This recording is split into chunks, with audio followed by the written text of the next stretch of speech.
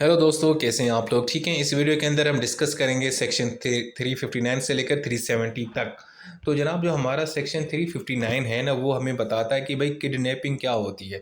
देखिए, इसमें दो चीज़ें हैं। जब आप किसी एक तो किडनैपिंग फ्रॉम पाकिस्तान, यानी जब आप पाकिस्तान से किसी शख्स को दूसरे मुल्क में ले जाते हैं उसकी इजाज़त के बगैर, या जो लॉफुल अथॉरिटी है उसकी इजाज़त के बगैर। और दूसरी किडनैपिंग फ्रॉम लॉफुल गार्डियनशिप, यानी अगर कोई माइनर बच्चा है, छोटा बच्चा है, 14 साल से कम उसकी उम्र कम है अगर वो लड़का है, और अगर वो लड़की है उसकी उम्र 16 साल से कम है, आप उसको उसके जो वालिदैन हैं या जो उसके गार्डियन हैं उनकी इजाज़त के बगैर आप उसको कहीं लेके जाते हैं तो वो भी अगवा की डेफिनेशन में आता है। और इवन कि अगर बंदा कोई अनसाउंड माइंड है, यानी कोई पागल बंदा है, उसको जब आप कहीं लेके जाते हैं, अगवा करते हैं, तो वो भी इसी डेफिनेशन में आता है। अच्छा जी, सेक्शन 360 जो वो बताता है किडनैपिंग फ्रॉम पाकिस्तान, यानी उन्होंने ये कहा है कि जनाब इवन कि अगर आप पाकिस्तान से किसी बंदे को किसी और मुल्क ले जाते हैं, ठीक है, उसकी इजाज़त के बगैर, तो वो भी किडनैपिंग है। अगर वो माइनर है, वो आपके साथ राज़ी हो गया है, लेकिन आपने उसके गार्डियन से इजाज़त नहीं ली, तो वो भी इसी कैटेगरी में आएगा, यानी आपने अगवा ही किया है। उसके बाद है सेक्शन 361, यानी जब आप किसी बंदे को किडनैप करते हैं उसके गार्डियन से, यानी उसके जो रखवाले हैं, जो लीगल गार्डियन हैं, या उसके पेरेंट्स हैं, पेरेंट्स नहीं है तो उसके जो भी रखवाला है, जो भी वारिस हैं, तो आप उसकी उनकी इजाज़त के बगैर उसको कहीं लेके जा रहे हैं। इवन कि वो बच्चा आपके साथ राज़ी हो गया है, चलने को वो खुद चल रहा है, लेकिन उसको तो नहीं पता ना। तो इवन कि अगर वो राज़ी हो जाए तब भी वो अगवा होगा, क्योंकि आपने उसके वालिदैन या गार्डियन से इजाज़त नहीं ली है। ठीक है जी। उसके बाद है सेक्शन 362 अबडक्शन। अब ये अबडक्शन क्या है यार? ये भी किडनैपिंग है, अगवा है, लेकिन इसमें डिफरेंस ये है, किडनैपिंग के अंदर तो हम कोई माइनर बच्चा या अनसाउंड माइंड को उठाते हैं। इसमें हम क्या करते हैं कि किसी जब कोई साउंड माइंड होता है, कोई बड़ी एज का बंदा है, मतलब ये दो, यानी कि माइनर ना हो और अनसाउंड ना हो, इसके अलावा कोई भी बंदा जब आप उसको यानी कि उठा के ले जाते हैं कहीं किसी जगह पे, तो वो उसको हम बोलते हैं अबडक्शन, यानी ये भी अगवा ही है। ठीक है जी। अब हम सज़ाएं देखेंगे।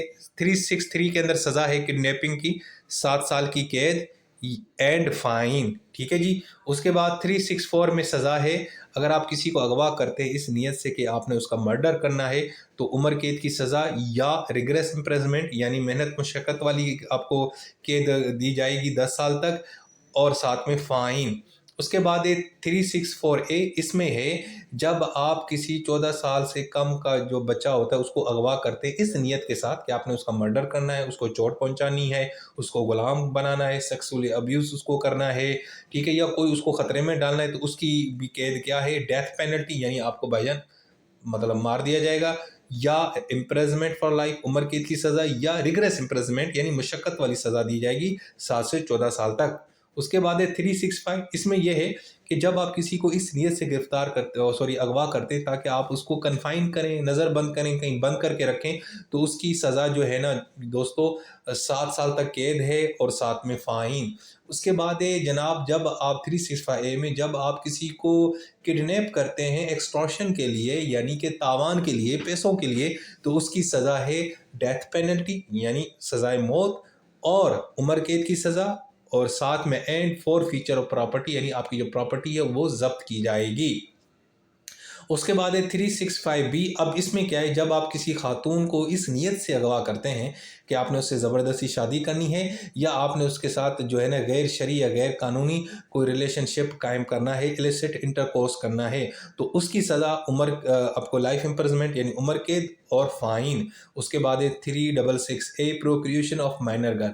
जब आप 18 साल से कम किसी लड़की को अगवा करते हैं किसी भी तरीके से, फोर्स के ज़रिए, परस्यू करके, कन्विंस करके, तो उसकी सज़ा भी है 10 साल तक कैद एंड फाइन। उसके बाद है 366B, इसमें है जब आप किसी बाहर के मुल्क से किसी लड़की को इंपोर्ट करते हैं, अगवा करके लेके आते हैं, और उसकी उम्र 21 साल से अंदर होती है, तो वो भी जुर्म है, उसमें सज़ा आपको 10 साल की कैद और फाइन। उसके बाद जनाब 367, यानी जब आप किसी एक शख्स को इसीलिए गिरफ्तार का सॉरी अगवा करते हैं ताकि आप उसको नुकसान पहुंचा सकें, या उससे आप गुलामी करवाएं, उससे मुलाजमत करवाएं हैं, तो उसकी सज़ा भी 10 साल की कैद है एंड फाइन। उसके बाद है 367A, इसमें यह है कि जब आप किसी को इसीलिए अगवा करते हैं जब कि आपने उसके साथ अननेचुरल कोई लस्ट करना है, अननेचुरल कोई काम करना है, तो उसकी सज़ा उम्र कैद की सज़ा है, सॉरी डेथ पेनल्टी है, साथ में रिग्रेस इम्प्रिजनमेंट, मेहनत मशक्क़त वाली, 25 साल तक कैद होगी और फ़ाइन।